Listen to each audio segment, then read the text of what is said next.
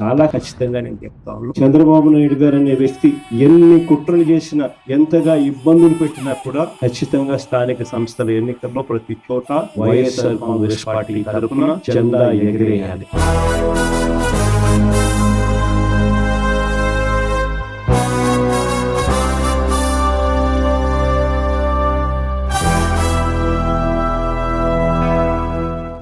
ఎక్కడైనా ఏకగ్రీవం జరిగింది అని అంటే మాత్రం దాన్ని నేను చాలా సీరియస్ గా తీసుకుంది. మరొకసారి మళ్ళీ చెప్తా ఉన్నా, అలా జరిగితే అది నియోజకవర్గానికి సంబంధించిన ఇన్ఛార్జ్ ఫెయిలియర్ గానే అది నేను భావిస్తాను అని మాత్రం ఖచ్చితంగా ఈ సందర్భంగా ప్రతి ఒక్కరికి కూడా తెలియజేస్తాను. ఎక్కడైనా కూడా కొన్ని చోట్ల మనకు ఒక గ్రామంలో ఎస్సీలే మనకు అండగా ఉండదు, అలాంటి గ్రామాలు కూడా చాలా ఉంటాయి. కానీ ఖచ్చితంగా ఆ గ్రామంలో ఎస్సీల నుంచైనా క్యాండిడేట్ రావాలి, స్థానిక సంస్థల ఎన్నికల్లో పోటీకి సిద్ధం కావాలి. ఆ క్యాండిడేట్ కు సపోర్ట్ మీరు చెయ్యాలి. ఆ క్యాండిడేట్ అనిపించాలి, నాకు వైఎస్ఆర్ కాంగ్రెస్ పార్టీ తోడుగా ఉంది, నా ఎమ్మెల్యే క్యాండిడేట్ నా చెయ్యి విడవలేదు, ఊర్లో డామినేషన్ తట్టుకోగలుగుతాను, నిలబడగలుగుతాను అని చెప్పి అప్పుడే రేపొద్దున జరగబోయే మీ ఎన్నికల్లో ఆ క్యాండిడేట్ అంతే కసితో మీకోసం తోడుగా నిలబడతాడు. మీరు ఆ క్యాండిడేట్ గెలుపు కోసం ఎంత తోడుగా నిలబడతారో ఇప్పుడు ఇది ప్రతి ఒక్కరూ గుర్తెరగమని చెప్పి ప్రతి ఒక్కరికి కూడా ఈ సందర్భంగా తెలియజేస్తా ఉన్నా.